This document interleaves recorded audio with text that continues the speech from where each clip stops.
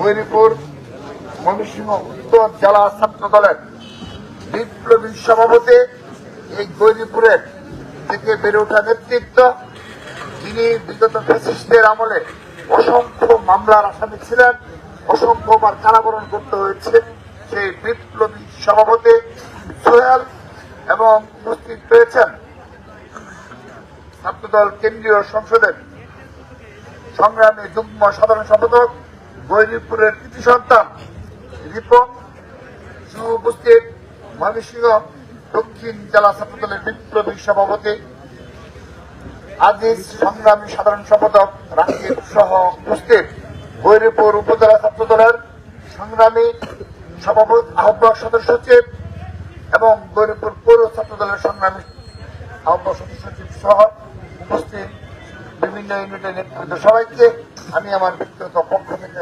ধন্যবাদ ও কৃতজ্ঞতা জানাচ্ছি। সংগ্রামী উপস্থিতি, আমি আপনাদেরই সন্তান, ময়মনসিংহের সন্তান। সেই হিসাবে 2018 সালেও ইঞ্জিনিয়ার ইকবাল ভাইয়ের পক্ষে, আমি পক্ষে আমি যে নির্বাচন হয়েছিল সেই নির্বাচনে এসেছিলাম প্রথমিত করাতে।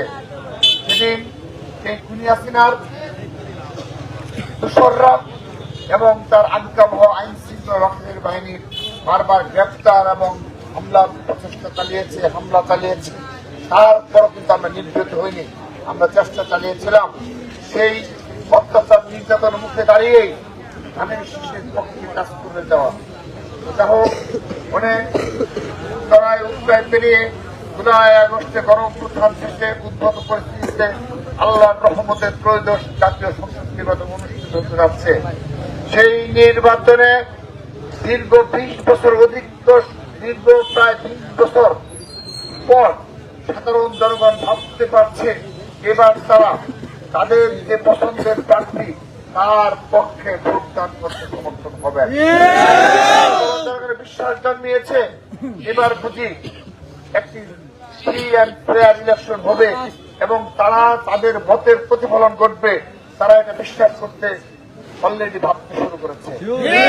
সেজন্য আমরাও এই প্রচারণা শুরু থেকে অত্যন্ত ধৈর্য এবং সহনশীল ভাবে আমরা আমাদের রাজনৈতিক কার্যক্রম পরিচালনা করেছি এবং আজকের দিন পর্যন্ত বিশেষ করে বাংলাদেশ জাতীয়তাবাদী ছাত্র দল দ্বারা কোন বাংলাদেশের কোন জায়গায় বলতে পারবেন না একটি অনাকাঙ্ক্ষিত ঘটনা ঘটেছে। অবশেষ শেরপুরে যে ঘটনাটি ঘটেছে সেটি ছিল দুই পক্ষের সংঘর্ষ এবং প্রথমে তো আপনারা অবগত রয়েছেন সেই মাঠ থেকে জামাত আক্রমণ চালিয়ে সেই মাঠ থেকে বিএনপি নেতাকর্মীদের বের করে দিয়েছে। পরবর্তীতে সেই বিএনপি নেতাকর্মী এলাকাবাসীর সহযোগিতায় তারা প্রতিরোধ করেছে, সেখানে অনাকাঙ্ক্ষিত ঘটনা ঘটেছে। এছাড়া এই নির্বাচন আজকের দিন পর্যন্ত একটি অনাকাঙ্ক্ষিত ঘটনা ঘটেনি। আমরা চাচ্ছি এভাবেই সর্বশেষ 12 ফেব্রুয়ারি পর্যন্ত সাধারণ জনগণের মতামতের জন্য আমরা অপেক্ষা করব এবং বাংলাদেশ জাতীয়তাবাদী ছাত্র দলের এই গৈরীপুরের আওতাধীন সবাইকে অনুরোধ করব, আপনারা এই যে কেন্দ্রের ভোটার এবং যেখানে আপনার আত্মীয় স্বজন রয়েছে সেখানে গিয়ে আমাদের বিএনপি যে প্রতিশ্রুতি রয়েছে এবং জনাব তারেক রহমানের যে বিষয়গুলো রয়েছে, শিক্ষা ক্ষেত্রে 1 টিচার 1 স্টেপ, তারপর আপনার স্বাস্থ্য ক্ষেত্রে সবার জন্য স্বাস্থ্য অধিকার নিরাপত্তার জন্য বিশেষ করে আপনার ইউনিয়ন এবং উপজেলা পর্যায়ে স্বাস্থ্য সেবার মান উন্নতি করার জন্য তার যে প্রচেষ্টা এবং তারপর আপনি যদি আসেন নারীদের জন্য ফ্যামিলি কার্ড, এটি ইতিমধ্যে নারীদের প্রতিটি বাংলাদেশ প্রতিটি মানুষের কাছে পৌঁছে গেছে আল্লাহ রহমতে। তারপর কৃষকদের জন্য কৃষক কার্ড, ইমাম মুয়াজ্জিনদের জন্য মাসিক ভাতা রাশিভাবে প্রদান করা হবে ইনশাআল্লাহ। পরিবেশ রক্ষার্থে এবং আবারও সে জিয়াউর রহমানের আমলের মতো করে খাল খননের মাধ্যমে আবারও মৎস্য চাষের বিপ্লব ঘটানো হবে সেই ক্ষেত্রে এই যে মানে যুগান্তকারী পদক্ষেপ নিতে যাচ্ছে বিএনপি এবং তারা তারেক রহমান, এই বিষয়গুলো দিয়ে সবাইকে গিয়ে বলবে। কারণ বিএনপি একমাত্র দল যাদের একটা ভীষণ রয়েছে, পরিকল্পনা রয়েছে। বাংলাদেশে আর কোন দল আজকের দিন পর্যন্ত পরিকল্পনা দিতে পারে নাই। পরবর্তীতে উপস্থিত উপস্থাপন করেছে সেগুলো ছিল বিএনপি থেকে ধার করে নেওয়া এবং তার আলোকে অল্প কয়েক বসে আলোকপাত করা। ভোট দিব কিসে? ভোট দিব কিসে? তারুণ্যের প্রথম ভোট প্রবীণ প্রবীণ মিলে মিশে সাকিব ভাইয়ের সালাম নে, ইকবাল ভাইয়ের সালাম নে, নুরুল ভাইয়ের সালাম নে।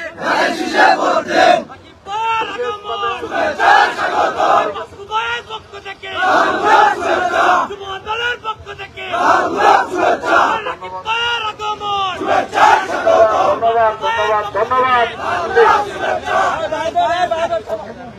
এবং বিশেষভাবে আমাদের মাঝে উপস্থিত রয়েছেন আইনজীবী সমিতির সম্মানিত বারবার নির্বাচিত সভাপতি আমাদের সবার প্রিয় নুরুল ভাই সহ প্রিয় উপস্থিতির যে কথাটা বলছিলাম, তো বিএনপি একমাত্র দল যার একটি ভীষণ রয়েছে, সুনির্দিষ্ট পরিকল্পনা রয়েছে এই বাংলাদেশের সকল সেক্টরে তাদের একটি সুনির্দিষ্ট পরিকল্পনা তারা অনেক দিন যাবৎ করে তারা সেই 12ই ফেব্রুয়ারি আল্লাহর রহমতে সাধারণ জনগণ ভোটের মাধ্যমে বিএনপি জয়লাভ করতে পারে। 13 তারিখ থেকে তারা সেই প্ল্যান বাস্তবায়নের জন্য কাজ করবে এবং আপনারাও এই যে গৌরীপুর মাটি এখানে বিগত 20 বছর 15.5 বছর শুধুমাত্র সন্ত্রাসী রাজত্ব কায়েম ছিল। এখানে একটা ফেসিস্টের দুনিয়া সিনার মতো করে একটা ফেসিস্ট এখানে অবৈধভাবে সংসদ সদস্য হয়েছিল, যিনি এই জনগণকে গৌরীপুরের জনগণকে তার পায়ে পুঁতু করানোর জন্য এমন ভাবে তিনি এই স্টাইলে শাসন করেছেন এবং কি ধরনের বিভৎস নির্যাতনের কাহিনী এই লোককে বিশেষ করে গফরগাঁও এবং গৌরীপুর এটি মানুষের মুখে মুখে কথা যে কিভাবে দখলদারিত্ব সন্ত্রাসী ছিল। কিন্তু তার বিপরীতে আমাদের যে ধানের পদপ্রার্থী ইঞ্জিনিয়ার ইকবাল হোসেন, আপনাদের বিবেককে প্রশ্ন করবেন, সবাইকে প্রশ্ন করবেন, যদি শান্তিময় সন্ত্রাসী মুক্ত এই গৌরীপুর চায়, ইঞ্জিনিয়ার ইকবাল হোসেনের বিকল্প কি কোনো কিছু রয়েছে? সন্ত্রাস মুক্ত চাঁদাবাজ মুক্ত এই গৌরীপুর আমরা উপহার দিতে চাই। তারেক রহমান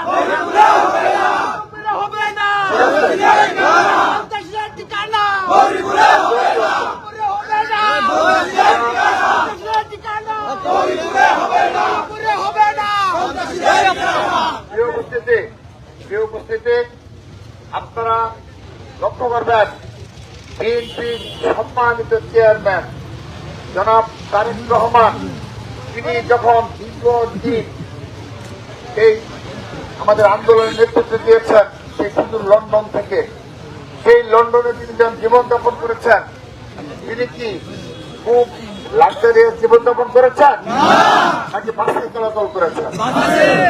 বাংলাদেশে এসেও তিনি সেই যে লন্ডনে দীর্ঘদিন যাওয়ার বাসে চলাচল করা তার অভ্যাস, সেটি কিন্তু ধারাবাহিকতা রক্ষা করে চলেছেন।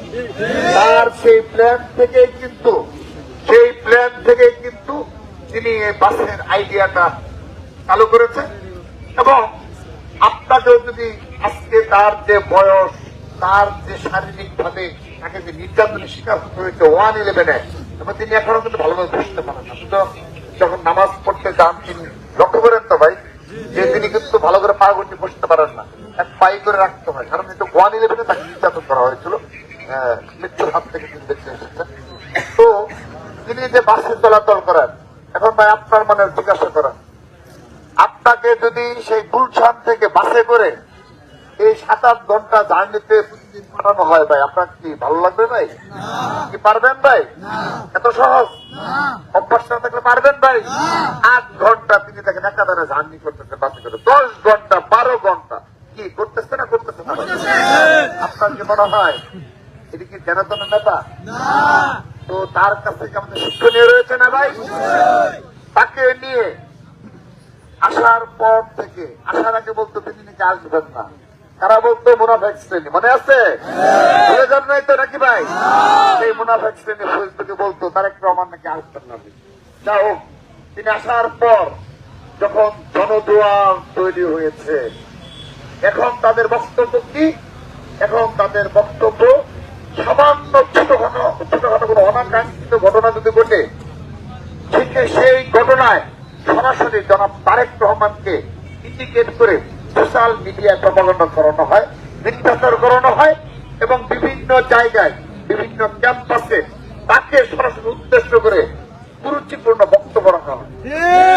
আমরা তাদেরকে সতর্ক করছি, যদি এই ধরনের কালচার থেকে আপনারা বিরত না হন, সেই ধরনের মুনাফেক গোষ্ঠীকে বলছি, তাহলে এই বাংলাদেশ জাতীয়তাবাদী ছাত্র দল প্রতিটি ইউনিয়নে, প্রতিটি ওয়ার্ডে, প্রতিটি উপজেলায়, প্রতিটি পৌরসভায়, প্রতিটি জেলায়, প্রতিটি মহানগরে এবং প্রতিটি শিক্ষা প্রতিষ্ঠানে আপনাদের স্লোগানের একই স্লোগান ব্যবহার করে আপনাদের সহ্য করতে পারবেন না। আপনার বাড়ির সামনে গিয়ে যদি ছাত্র দলের ছেলেমেয়েরা আপনার মতো করে স্লোগান দেয়, আপনার পরিবার সহ্য করতে পারবেন না। পারবে ভাই? পারবে? পারবে না। আপনাদের বাড়িঘর তো ভাই বাংলাদেশে ভাই, যেহেতু সেখানেও কিন্তু সেই ইউনিয়নে আমার ছাত্র দল কিন্তু রয়েছে, সেই উপজেলায় আমার ছাত্র দল আছে না ভাই, সেই পৌরসভায় ছাত্র দল আছে না। তারাও যদি একই ধরনের এই নোংরা কুরুচিপূর্ণ ভাষা তার পরিবারের সামনে গিয়ে বক্তব্য রাখে, আপনার সন্তান এইভাবে আমার শীর্ষ নেতার মানে বক্তব্য রাখে, আমরাও রাখবো, তার পরিবার লজ্জা পাবে না পাবে না? তার পরিবারকে সমাজে মুখ দেখাতে পারবে? তার পরিবার কি বলবে যে আমার সন্তান ঢাকা বিশ্ববিদ্যালয়ে পড়াশোনা করে খুব মেধাবী, বলতে পারবে ভাই? আমরা সেই ধরনের পরিস্থিতি চাই না, আমরা সেই ধরনের পরিস্থিতি চাই না। আমরা একটা স্থিতিশীল বাংলাদেশ চাই। আমরা আবারও বলছি, আমরা একটা স্থিতিশীল সৌহার্দ্যপূর্ণ পরিবেশে রাজনীতি করতে চাই। প্রতিটি ক্যাম্পাসে যেন সৌহার্দ্যপূর্ণ পরিবেশ বজায় থাকে। আমি বিনীতভাবে অনুরোধ করছি আপনাদের নিকট, আপনারা যাই করেছেন 5 আগস্টের পর থেকে একাধারে, এমনকি শুধুমাত্র আমাদের শীর্ষ নেতৃত্ব নয়, সেনাবাহিনী নিয়েও কিন্তু তারা উস্কানিমূলক বক্তব্য রাখে না ভাই? সেই মুনাফেক শ্রেণী রাখে না ভাই? এটির মূল কারণ হল একটি অস্থিতিশীল বাংলাদেশ তৈরি করার তাদের প্ল্যান। সেই প্ল্যান বাস্তবায়ন করার মতো ক্ষমতা আপনাদের নেই। সেই প্ল্যান এই বাংলাদেশে বাস্তবায়ন করার মতো ক্ষমতা আপনাদের আর কখনো হবে না। চ্যালেঞ্জ করে বলছি, কখনো পারবেন। আপনারা এই দুটি এক ক্ষুদ্র অংশ এগুলো করে দিতে পারেন, করে দেখতে পারেন। আমরা যদি ক্যাম্পাস গুলোতে সেম অবস্থা করি, আপনারা কিছু করতে পারবেন। আমরা চাই না কোনো অস্থিতিশীল পরিস্থিতি হোক। তো দেখো, যে কথাটা বলছিলাম, আমাদের যে শীর্ষ নেতা তার যদি স্বাভাবিক জীবন চলাফেরা, তার বক্তব্য যদি এতটা সহনশীল হয়, এতটা নমনীয় হয়, সারাক্ষণ দেশ গড়ার পরিকল্পনা নিয়ে ব্যস্ত থাকে, তাহলে গৌরীপুরে কোন সন্ত্রাসী রাজত্ব কায়েম হবে? কেউ সন্ত্রাসী কার্যক্রম চালাতে পারবে? যদি সন্ত্রাস মুক্ত গৌরীপুর চান, যদি আপনাদের অধিকার, ভোটের অধিকার, সাধারণ জনগণের ভোটের অধিকার প্রতিষ্ঠার জন্য সাধারণ জনগণের শাসন চান, সৎ শাসন চান, তাহলে অবশ্যই ধানের শীষের পদপ্রার্থী ইঞ্জিনিয়ার ইকবাল হোসেনকে অবশ্যই অবশ্যই জয়লাভ করাতে হবে। সেজন্য আপনার এই কথাগুলো, আমাদের ভীষণগুলো এবং এই বক্তব্যগুলো এই গৌরীপুরের আনাচে কানাচে প্রতিটি পরিবারের নিকট পৌঁছে দিবেন। এবং 12ই ফেব্রুয়ারি সকাল থেকে ফজরের আজান দেওয়া শোনার পর থেকে আপনারা নামাজ পড়বেন গিয়ে সেই কেন্দ্রের সামনে সারিবদ্ধভাবে। কেউ যদি সন্ত্রাসী কার্যক্রম চালাতে চায়, আমি আপনাদের ওই যে ওপেনলি বলে গেলাম, তিনি বাংলাদেশের নাশকতাকে গৌরীপুরে আজীবনের জন্য অপ্রাসঙ্গিক হয়েছে। তাকে অবশ্যই এই বিষয়ে অনেক বেশি ভুক্তভোগী হতে হবে। সেজন্য আপনারা পুরো বিষয়ে চিন্তা করবেন না, আপনারা আপনাদের মতো করে পুরো গৌরীপুরে এরকম একজন মানুষকে জয়লাভ করান, যিনি সত্যিকারের কখনো অন্যায়ের সাথে আপোষ করবেন না এবং নিজে তিনি অবৈধভাবে কোন ইনকাম করার চিন্তা বা পরের কথা কাউকে কোন অন্যায় করতে পরিচিত করা কিংবা উৎসাহ দেওয়া বা সুযোগ দেওয়া আমি বিশ্বাস করে তিনি দিবেন। আমি সবাইকে অনুরোধ করছি সেই বিষয়ে সবাই সেভাবেই সবগুলো বিশেষ করে বিএনপির প্ল্যান গুলো, যারা তারেক রহমানের প্ল্যান গুলো ঘরে ঘরে গিয়ে পৌঁছে দিবেন এবং সবাই এক এবং ঐক্যবদ্ধ ভাবে আগামীকাল থেকে আরো ব্যাপকতর ভাবে পুরো গৌরীপুর ছড়িয়ে যাবেন এবং কোন শোডাউন কিংবা প্রার্থীর পিছনে আপনারা করবেন না, আপনারা যার যার কাজ করবেন ভাই। আপনার প্রার্থীর পিছনে কোনো শোডাউন দেওয়ার দরকার নাই, প্রার্থীর পিছনে ঘোরার প্রয়োজন নাই। আপনার যার যার কেন্দ্রে, আপনার গ্রামে, যার যার ইউনিয়নে এবং 12 ফেব্রুয়ারি ইনশাআল্লাহ পুরো বাংলাদেশে আমরা বিজয় মিছিল করবো ইনশাআল্লাহ। আর অন্যতম এবং তার অন্যতম উৎসব ইনশাআল্লাহ এই গৌরীপুরের ঐতিহাসিক বিজয় আমরা উদযাপন করব, আপনারা উদযাপন করবেন। সবাইকে ধন্যবাদ জানাচ্ছি আজকের এই কবিতার জন্য এবং বিশেষভাবে স্মরণ করছি জুলাই আগস্ট গণ অভ্যুত্থানে যে 3 জন শহীদ হয়েছে তাদের আত্মার মাগফিরাত কামনা করছি। বিশেষ করে ছাত্র দলের ইউনিয়নের বিপ্লব যে আমাদের বিপ্লব হাসান, যিনি ইউনিয়নের সহসভাপতি ছিলেন, তার পরিবারের প্রতি এবং তার রুহের আত্মার মাগফিরাত কামনা করছি। সবাই ভালো থাকবেন, আবারও দেখা হবে ইনশাআল্লাহ এবং আবারও দেখা হবে ইনশাআল্লাহ, বিজয়ে দেখা হবে ইনশাআল্লাহ। সবাইকে ধন্যবাদ। আমাদের ধন্যবাদ।